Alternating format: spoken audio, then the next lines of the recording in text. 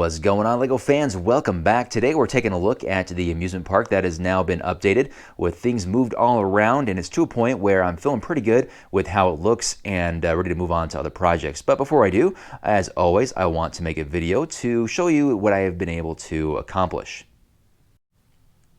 We'll begin with the main entrance, which is a little bit lackluster, I know. I need to probably get some sort of grand marquee or sign that has the name of the amusement park, which is still undecided. But I have this roundabout here. I did the gray road plates here just to do my best to match with the gray inside of the park because I was a little short on those gray stone tiles. So this is pretty much what I came up with. But as you can see, there's a gate here, the ticketing booth, and of course a couple of gates for people to enter and exit the park before they come in and enjoy the awesomeness that is within. In keeping with the traditions of most amusement parks, once you come in, there's always something that catches the eye that's very pretty. That provides a photo opportunity for you and your family to have their photos taken and say, hey, we were here and here we are right in this very pretty area that we can enjoy a little bit of grass, some flowers, and of course a water feature there in the middle. So that is kind of a filler for now until I can get some more rides in here, but I think it works for the most part. I don't know why I put horses here. Initially I just put those green plates here because I was a little short on the gray, but I thought, you know what, it's kind of nice to have some animals here. So at the moment there's just horses, but perhaps we add more animals to create some sort of petting zoo farm. I don't know. We'll see how that evolves as time goes on. Something that may grab your eye are these smaller buildings actually inside the park. These are buildings I took from the downtown area, just restaurants and shops, and I thought, you know what? I think these would be pretty cool inside the amusement park because I think for the most part, every amusement park that I've been to has a bit of a town inside of it, some shops, a place to eat. That's not just on the outside like we have here with the McDonald's and the pizzeria, but a place where you can actually go inside and maybe just cool off in an air-conditioned environment. So that's kind of what I came up with there. And then alongside of it, I've got some of those games such as the dunk tank and the strength test right next to it that are, of course, features from the Fairground Mixer Lego set. The carousel remains the central feature, I believe, in this amusement park. I think it has to be with how shiny and stylish it is. I wanted to make sure that it was very visible. If you're coming down and looking at the amusement park from this point of view, it's easy for you to be able to look in here and see at the actual functionality of the set with all of these animals moving up and down, backwards and forwards, and so forth. So I want to make sure that was not really in the middle, but very much, as you can see here, a very visible and central figure and ride in the amusement park. Another featured ride, of course, is the Fairground Mixer, and this gets the very visible corner of the amusement park here.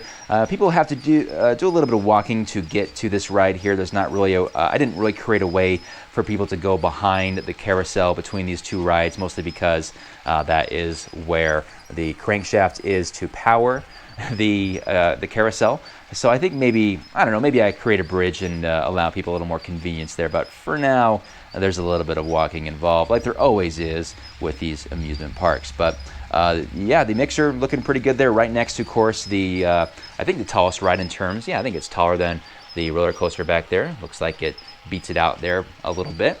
So, but this thing looking very, very nice. Very tall feature. So if you're on this thing at the very, very top, you get a great look, of course, at both sides of the city of Minneapolis. You go here and let me look at the other side here of downtown. So not a bad spot to be. Very good spot for people to get on there and propose to their sweethearts, maybe. On the other side of the Ferris wheel, a little bit of a change in focus from fun to being scared out of your mind. We have the haunted house here in the back corner, so people can go past the entrance to the roller coaster here and encounter these actors all dressed up in their costumes, ready to scare the heck out of you. A little bit of a small haunted house there, and then you can get to within these gates here. I think this can be built up a bit more. I think I can put in some scarier details here. It's very kind of blank right now, so just mostly just the haunted house sitting here on a plate for right now. So there's some opportunity to make this a little bit more spookier and scarier for people to who I don't know who are into that kind of thing. Personally, I am not, but hey, it's all part of the show. This area here, there's a pretty good amount of space right here, but not enough space for a ride, so I thought it'd be kind of a fun thing to just kind of put in a vehicle, some sort of exotic car that people can admire, but not touch in this particular area. So I went with the Ferrari for right now, and we can of course rotate that out because we have plenty of Speed Champion cars that continue to come out. Next up is the roller coaster. This looks so much better being in the back rather than the front, just because it's so tall. So glad I was able to finally get this. You'll notice that the supports right here are gone. I just noticed that, you know what, it didn't really matter having those there. As you can see, the coaster made it over just fine without it collapsing. So moving those out made a little bit more space underneath it. And wrapping up the rides is the bumper cars here in the back corner. I thought this spot worked out pretty well for it, kind of tucked away, a little bit non-intrusive to the rest of the rides. I do need to get the marquee back onto this thing. It looks very bare without the big sign that says bumper cars in the front. So I got to bring that back because right now it looks a little bit weak, but that's all right. It still works as a ride, but I think it'll work a little bit better with the pizzazz added to it. Here we have the theater, the stage here. We have Abraham Lincoln performing for a few individuals who seem to be interested in shorter speeches. So I put a few of those brown benches there for people to enjoy those shows as they come on and with other performers. And let me back out here a little bit. We have the airport shuttle. So the airport shuttle kind of posed an interesting I guess, issue because you'll notice that when people get off of the airport shuttle, they go down the stairs and voila, they're in the theme park free of charge, right? So I guess the idea here is if you are getting off at this station, it means you are a ticketed passenger for not just the airport shuttle, but for the amusement park as well. If not, then this bypass will continue, or the train will go on this bypass, which continues here and on down to the end of the line to the residential area. In fact, let's go ahead and turn this thing around and see if this 25, 26-year-old train still has any performance left. Nope, doesn't. There it is. Sometimes it needs a little bit of encouragement. So, but the airport shuttle track was rebuilt to make this all work. So anyway, but I do like having two bypasses here for these two middle stations. Works very, very well. Let's go ahead and have this guy go through the bypass.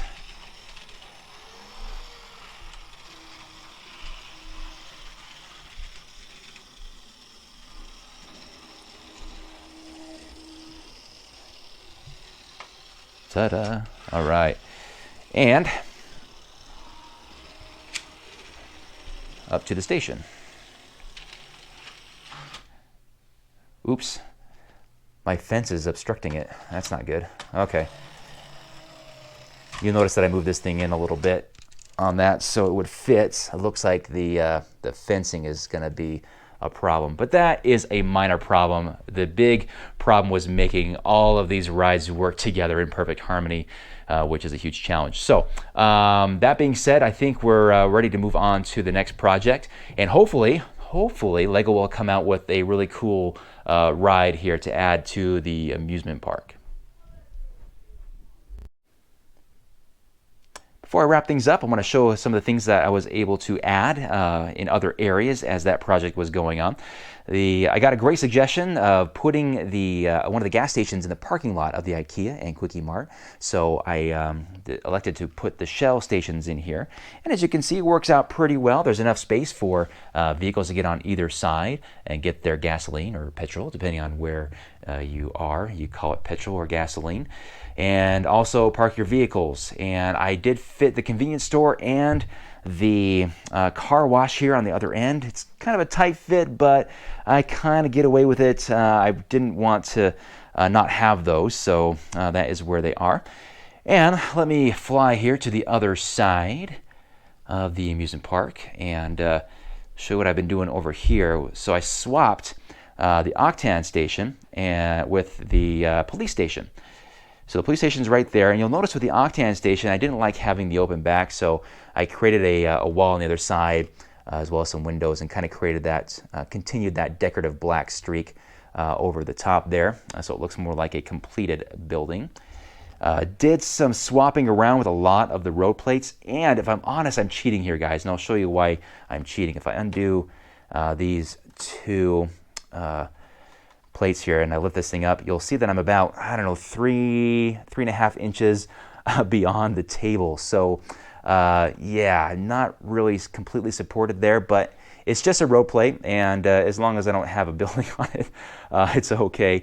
So yeah, cheating just a little bit there with going over the edge, but it's okay. I think for the most part, it works out. But this is kind of an area now dedicated to this police station.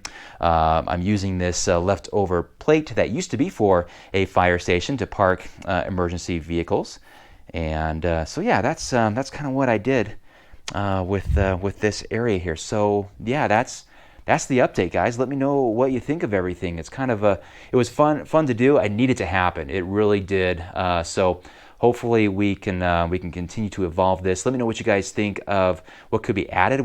Relatively easily speaking, what could be done here. No radical changes. I'm like, I just changed everything. Don't give me a huge project, but that's okay. Give me your suggestions. I love them. I do try to read out all the comments, you know, if I can, and read your great ideas for this city. Again, a lot of the evolution here is mostly because of what I get from you guys on the forum. So, all right, well, that does it for now, and we'll have some more updates for you in the near future. Until then, we'll see you guys later. Bye-bye.